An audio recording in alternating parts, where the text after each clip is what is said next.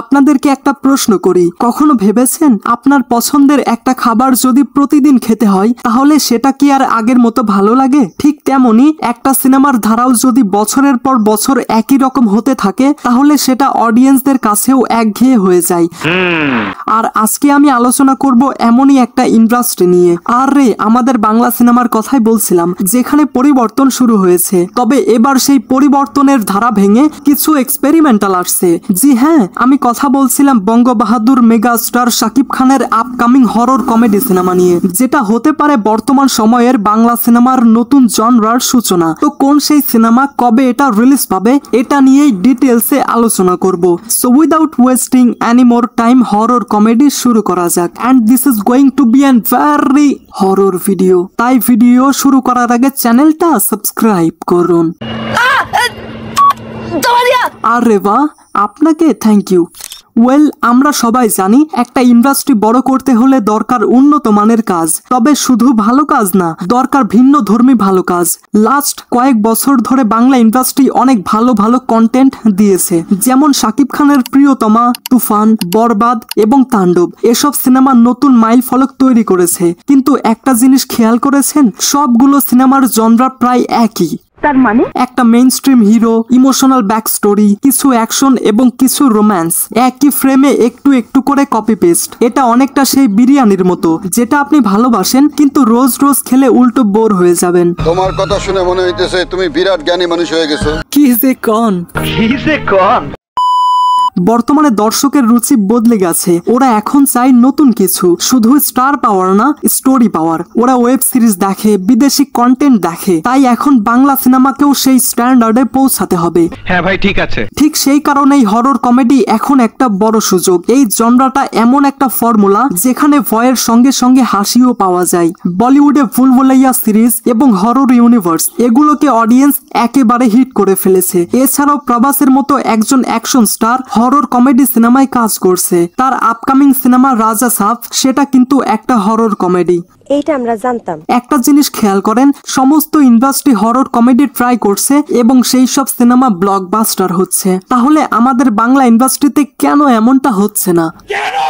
তো এবার আসা যাক মূল বিষয়ে। শাকিব খান এবার চুক্তিবদ্ধ হয়েছেন SBF এবং আলফা আই প্রোডাকশনের দুইটা সিনেমায়। এই দুই প্রতিষ্ঠানে আগেও কাজ করেছেন তিনি। সম্প্রতি মুক্তি পাওয়া শাকিব খানের তাণ্ডব SBF এবং আলফা আই প্রোডাকশনের ব্যানারে নির্মিত হয়েছে। এর আগে বাংলাদেশ ভারত যৌথ প্রযোজনার একটা সিনেমা হয়েছিল, যেটার নাম নাকাব, এবং সেই সিনেমাতেও বাংলাদেশের প্রযোজনা প্রতিষ্ঠানের সঙ্গে যুক্ত ছিল ভারতের SBF। ইন্টারেস্টিংলি 2018 সালে মুক্তি পাওয়া নাকাবও একটি হরর কমেডি সিনেমা ছিল এবং সেটি ছিল সাউথের একটা সিনেমার রিমেক। পাশাপাশি সেই সিনেমার VFX তেমন একটা উন্নত মানের ছিল না। সম্প্রতি এই দুই প্রযোজনা প্রতিষ্ঠানের দুইটা সিনেমায় চুক্তিবদ্ধ হয়েছেন শাকিব খান, এবং এই নতুন দুই প্রজেক্টের মধ্যে একটি সিনেমা হবে পুরোপুরি হরর কমেডি ঘরানার। সিনেমার নাম তো এখনো অফিসিয়ালি ঘোষণা করা হয়নি, তবে এটা তো আন্দাজ করাই যায়, যেহেতু এটা হরর কমেডি ঘরানার, তো সেই হিসেবে এখানে থাকতে পারে কোনো পরিত্যক্ত বাড়ি, যেমনটা আমরা সাউথের সিনেমাগুলোতে দেখে থাকি আর কি। পাশাপাশি হ্যান্ডসাম একজন নায়ক আর ভয়ঙ্কর কিছু রহস্য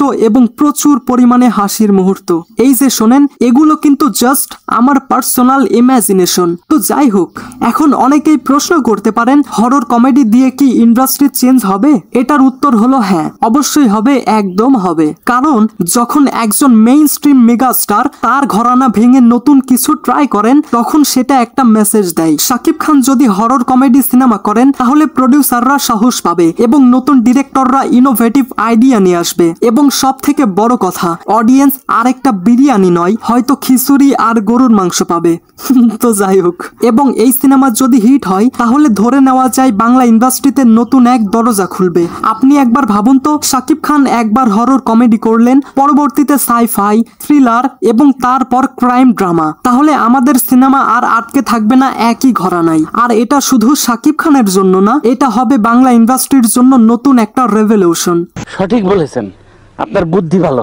ওহো, আমি আমার পিচ্ছি সাবস্ক্রাইবারদের নাম বলতেই ভুলে গেছিলাম। তাদের মতে আমার ভিডিওতে সেই সব পিচ্ছিদের নাম বললে নাকি তাদের অনেক ভালো লাগে। তো চলো তাদের উইশ পূরণ করা যাক। ঠিক আছে। Hello Hasan Nasrullah. Hello. Hello Samiul Islam Tamim. Hello Yunus, hello hello Sunny, hello hello Farhan, hello hello Junaid, hello hello hello hello hello Mohsin Ahmed, hello hello Ayan, hello hello Hamid, hello hello Mizanur Rahman, hello hello Moshfi Saad. Wrong number.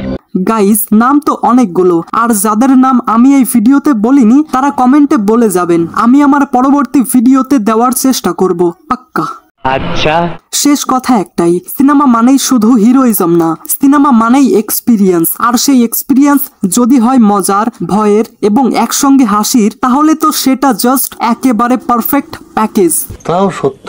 Shakib Khan যেহেতু এই নতুন ট্র্যাক নিচ্ছেন, আমাদের উচিত তাকে সাপোর্ট করা, কারণ সেই পরিবর্তন শুরু হয়েছে এবং এবার ইন্ডাস্ট্রির গতি সত্যি বদলে যেতে পারে। যদিও বর্তমানে এটা রিউমার হিসেবেই রয়েছে এবং এই সিনেমাটি মোস্ট প্রবাবলি 2027 সালে আসতে পারে। তো গাইস, আপনারা কি শাকিব খানের এই হরর কমেডি সিনেমা নিয়ে এক্সাইটেড? আপনার মতামত জানাতে ভুলবেন না যেন।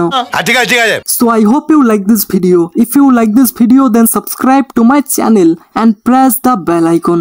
Thanks for watching, guys.